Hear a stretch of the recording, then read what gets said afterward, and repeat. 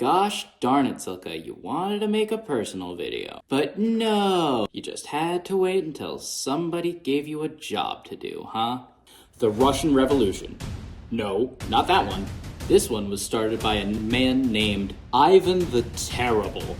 You'll find out why this name is so fitting in a minute, but first, Ivan the Terrible became ruler of Russia at the ripe old age of 3? And because he was such a young ruler, many of his noblemen, the boyars, then immediately sought to control him for their own political gain. That just sounds like Tuesday to me, but then again, I am a drawing on the internet. What do I know? After he grew up, he seized power for himself and crowned himself Tsar. Tsar roughly translates to Caesar.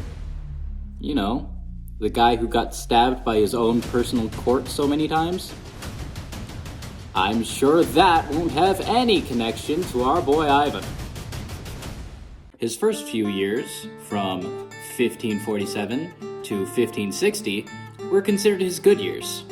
In these years, he took power away from nobles to strengthen his own crown, and then gained a lot of territory for Russia. That's a pretty good win. However, soon he would suspect his own boyars of poisoning his wife to, seize power for themselves. I honestly don't know his own thought process here, but you go, King. And go he did, organizing his own private military force to kill anyone he suspected of treachery. Basically, he killed a bunch of his own nobles. It's really sad. Oh, I feel like I should also probably mention, before doing all this, he actually left Russia and left his throne empty to teach his citizens that he was supposed to be in charge. Once they asked for him back, he happily agreed on one condition. He had to have complete and total rule of Russia, bound by no law or constriction. Now you see why all those nobles were killed? Nobody could stop him. Not surprisingly, Russia's enemies immediately took advantage of this and raided Moscow, the capital. It's a miracle Russia is still up today. Then, during a dispute with his son about his wife and growing tensions between the people and the Tsar, Ivan killed his son, his only heir. Yeah, it's not a good look for you, Ive. Stricken with grief, Ivan died soon after. Rip, bud. You will be missed. Moving on to the Dark Ages. The period after Ivan's death was left in turmoil. Oh boy, nobody could rule effectively. There were imposters saying that they were Ivan's lost long children. They got caught immediately. But it was just never a good look. So eventually, the people of Russia all banded together to find one relative of Ivan. And find him they did with Alexei Mikhailovich. We won't be spending too much time on Alexei. What I can say is that he did lead his people into a serfdom. If you don't know what a serfdom is, it's basically slavery. Alexei left 3 heirs after his death: Fyodor, Ivan, Sofia, and my personal favorite, Peter the Great! Now, Fyodor was a good ruler, but he didn't rule for long. After Fyodor's death, Sofia would begin spreading rumors that it was Peter's family that killed him. The Streltsy, or the Royal Russian Army, would then immediately start killing Peter's family in succession in front of him. It was a bloody mess.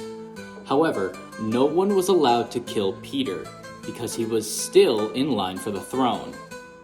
And that's just crazy, dude. Soon after, Ivan and Peter would begin co-ruling as the dual czars of Russia, with Sofia ruling in the background.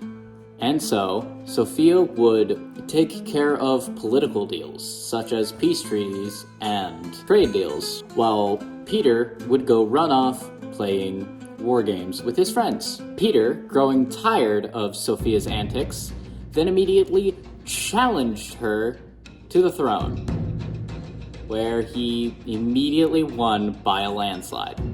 Not even a competition anymore. What are you still doing here?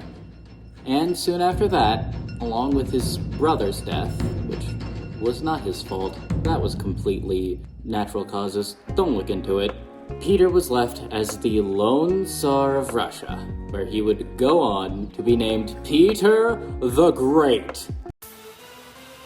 Now, you see, Russia was left in the Middle Ages. They never experienced any sort of renaissance or scientific revolution.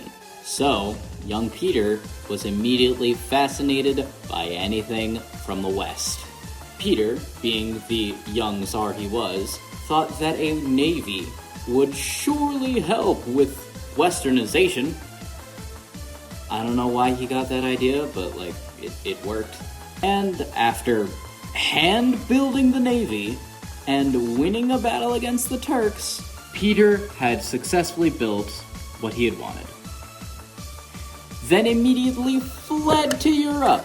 Well, I guess fled really isn't the right term. Peter visited Europe, dressing himself as a young sailor so that he could learn all the trades that he could.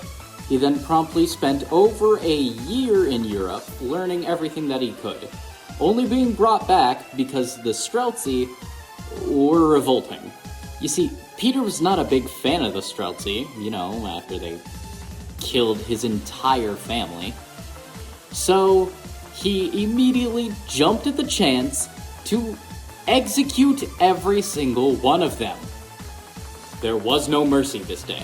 After snuffing out an entire revolt, Peter then immediately turned his attention to his nobles, where he forced them to change their attire and ripped their beards out.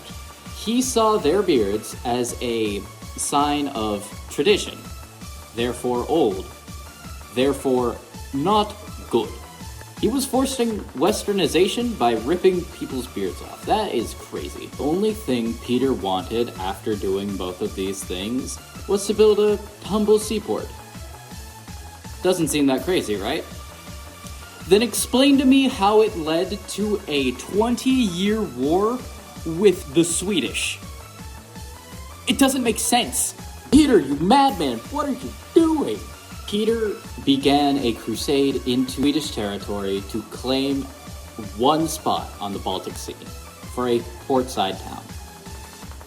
That failed horribly. Peter, being the absolute smartest ruler to ever rule, then waited for Sweden to turn its attention to Poland and captured most of the coast of the Baltic Sea. Way to go, guys. Immediately upon taking this land, says, right here, this is where we will build our town. And then does so in, I think, about half a year. Peter, you are still a madman, but oh boy, do we love you for it. The Swedish king, upon hearing this, said, yeah, we'll take care of it later. But sooner than they thought, later was upon them. And Peter absolutely beat the crap out of them. Again, no competition. To be a bit more specific, when the Swedish eventually decided to take action, they moved towards Moscow. And Peter, the madman, destroyed everything before they got there. The only land they were taking was barren, burned land. And once the Swedish king got to where Peter was, they were so malnourished and absolutely weak that it barely took any time for the Swedish to be driven out of Russia.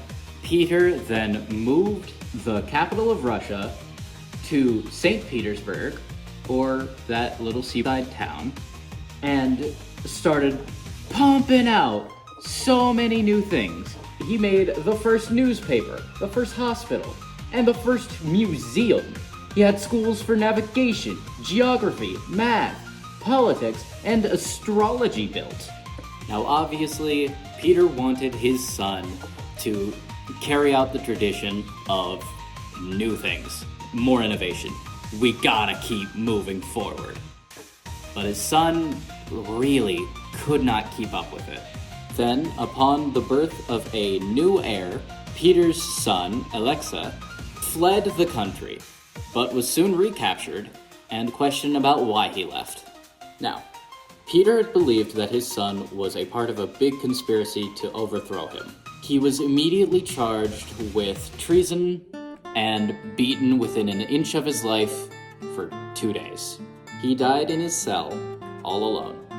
And soon after, Peter would also die, falling to an illness and not naming an heir to his throne. So let's wrap up what Peter did in his life. Peter, immediately upon ascending to the throne, dragged Russia into the Western world, created facilities for Western ideas, enhanced the army, created a navy, then beat the Swedish with said army and navy, moved the capital to St. Petersburg, and introduced so many reforms. Did I miss anything? No, sounds about it. Now can you see why he's my favorite? Anyways, thanks for sticking it through the end. Like and subscribe if you feel like it. I really don't care. See ya!